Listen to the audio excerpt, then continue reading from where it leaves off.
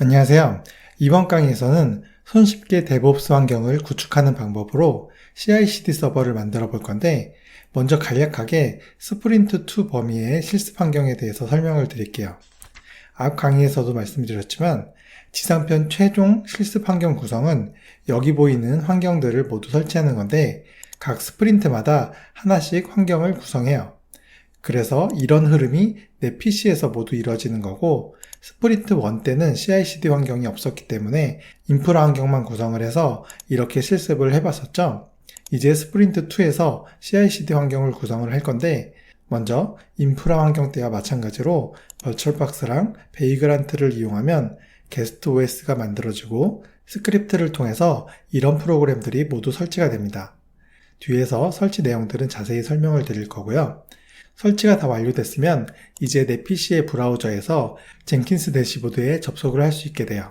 그래서 빌드를 실행하면 저의 GitHub에서 소스를 다운받아서 빌드가 실행이 됩니다.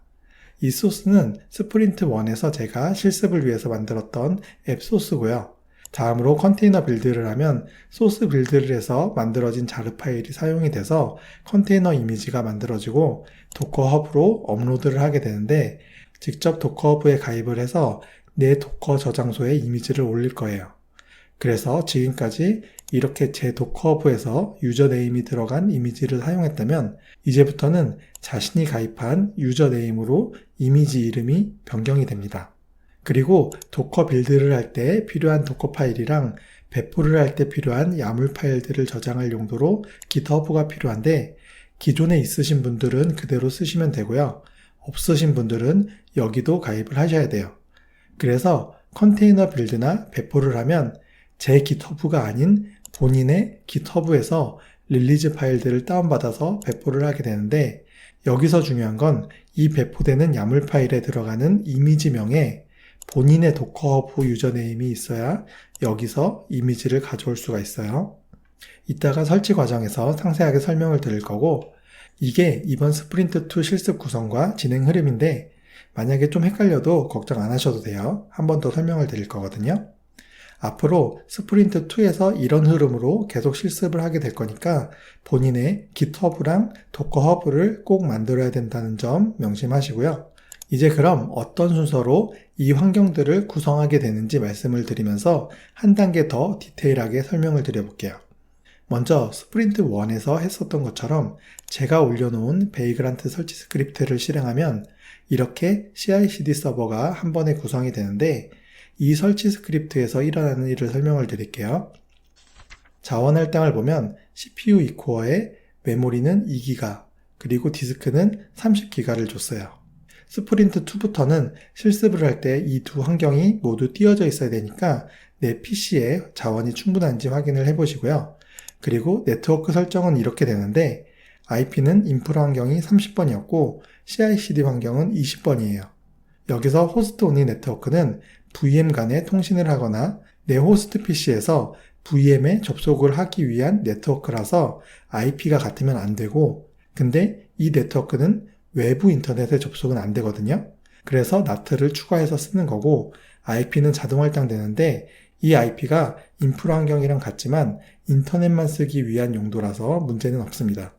다음으로 여기서부터가 본격적으로 설치 스크립트에 해당하는 부분인데, 첫 번째로 리눅스 기본 설정에 대한 내용들이고, 이건 인프라 환경에서 쿠버네티스를 설치할 때도 했던 내용이에요. 그리고 큐브시텔을 설치를 합니다.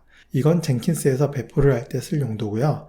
나트를 설정해 놨기 때문에 이렇게 외부 저장소에서 이 큐브시텔 패키지를 다운받아서 설치할 수 있는 거죠. 그리고 마찬가지로 도커 설치가 있어요.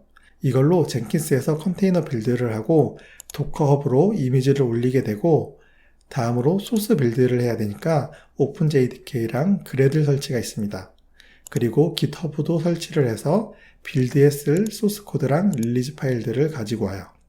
그리고 마지막으로 젠킨스를 설치하는데, 이때 오픈JDK를 11 버전으로 하나 더 설치를 해요.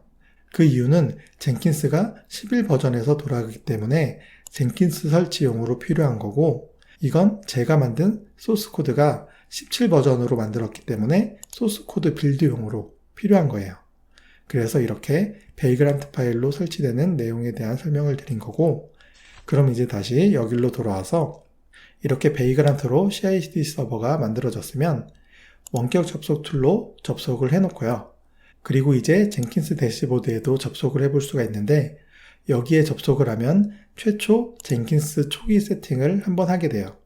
사용자 생성을 하고 권장 플러그인들을 다운받는 그런 과정들이 있고, 다음으로 전역 설정이라는 걸 하는데, 이게 뭐냐면 이 직접 설치한 버전의 그래들이랑 오픈JDK를 젠킨스에서 빌드를 할 때 사용을 하겠다고 등록을 하는 거예요.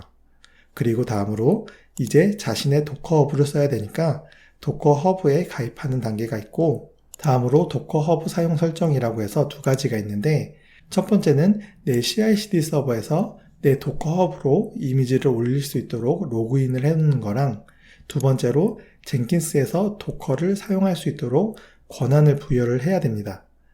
그리고 다음으로 인프라 환경에 있는 인증서를 이 CI/CD 환경에 복사를 해줘야 돼요. 그래야 젠킨스에서 큐브시텔로 배포를 할 때 쿠버네티스에 API를 날릴 수가 있고요. 그리고 다음으로 내 깃허브에 가입을 하고 설정이 있는데, 이 설정이 뭐냐면 제 깃허브에 도커 파일이랑 야물 파일들이 있거든요. 이걸 본인이 가입한 깃허브로 복사해 가는 거예요. 그리고 복사를 하면 deployment.yaml 파일 이미지 부분에 제 도커허브의 유저네임이 있을 텐데, 이 부분을 본인의 유저네임으로 수정하는 내용이 있고, 이제 마지막으로 젠킨스에서 빌드 배포를 하기 위한 프로젝트 설정이 있습니다. 그리고 실행 버튼을 누르게 되면 쿠버네티스에서 리소스가 생성이 되는 거고요. 그 리소스들 중에서 파드를 만들 때 이제 이미지는 본인의 도커 허브에서 가져가는 거죠. 그래서 이렇게가 전체적인 설치 순서고, 이제 2번 정도 설명드린 셈인데 이해가 되시죠? 뭔가 많아 보일 수는 있는데 제가 카페에 올려놓은 설치 가이드를 따라하다 보면 정말 금방이고, 근데 이것도 CI/CD가 흘러가기 위한 최소한의 기능만 쓴 거예요. 이 흐름을 시작으로 배포 강의가 진행이 되면서 점점 더 고도화가 될 거고요. 근데 그래도 카페에 올려놓은 설치 가이드만 보시고 따라하기 어려울까봐 다음 강의에 제가 같이 설치를 해보면서 좀 더 디테일하게 설명을 드릴 거예요. 그래서 빨리 구축을 완성하려고 서두르지 마시고요. 설치를 할 때마다 현재 어느 부분을 세팅하고 있는 건지, 그리고 이 작업은 왜 해야 되는 건지 충분히 생각을 하면서 진행하시길 권해드릴게요. 그럼 이번 강의는 여기까지고요. 다음 설치 영상에서 뵙겠습니다. 감사합니다.